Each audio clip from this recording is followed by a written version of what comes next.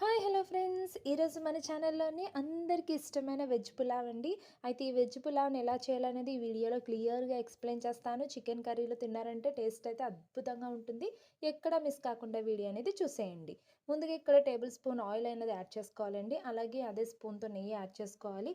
కొంచెం ఇది మరిగిన తర్వాత మనము బిర్యానీ సామాన్లు అన్నీ యాడ్ చేసుకోవాలి. వాటిని కొంచెం అటు ఇటు వేయించుకున్న తర్వాత ఆనియన్స్ని కట్ చేసి వేసుకోవాలండి. అలాగే పచ్చిమిరపకాయలు వేసుకోవాలి, పొటాటో యాడ్ చేసుకోవాలి, క్యారెట్, టొమాటో వీటన్నిటిని కూడా యాడ్ చేసుకొని కొంచెం వేయించుకోవాలి. అలాగే బఠానీ కూడా అవైలబుల్గా ఉంటే యాడ్ చేసేసుకొని వీటన్నిటిని కూడా ఒక 10 మినిట్స్ వరకు కూడా కుక్ అవనివ్వాలండి. 10 మినిట్స్ తర్వాత మూత తీసి చూసినట్లయితే పర్ఫెక్ట్గా కుక్ అయిపోయింది. ఇప్పుడు అల్లం వెల్లుల్లి పేస్ట్ యాడ్ చేసుకోవాలి. ఈ అల్లం వెల్లుల్లి పేస్ట్ పచ్చివాసన పోయే వరకు వేయించుకోవాలండి. ఇలా వేయించుకున్న తర్వాత నేను ఇక్కడ గ్లాసు బియ్యానికి గ్లాసున్నర వాటర్ని యాడ్ చేసుకుంటూ అలా మీరు అడ్జస్ట్ చేసుకుంటూ వాటర్ అనేది యాడ్ చేసుకోవాలండి.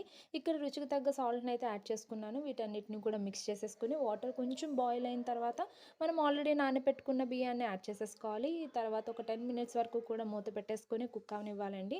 10 మినిట్స్ వరకు కూడా ఎక్కడా కదపకుండా ఈ బిర్యానీని అలానే ఉంచేయాలి.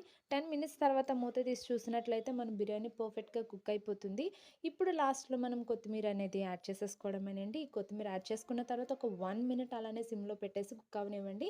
మన బిర్యానీ పర్ఫెక్ట్గా కుక్ అయిపోతుంది. మీరు చూడొచ్చు, ఎక్కడ కూడా ముద్ద అవ్వకుండా పొడి పొడిలాడుతూ వచ్చేసింది కదా. మీకు నోరూరిపోతుందా? అయితే వెంటనే మీరు కూడా ట్రై చేసి చెప్పేయండి.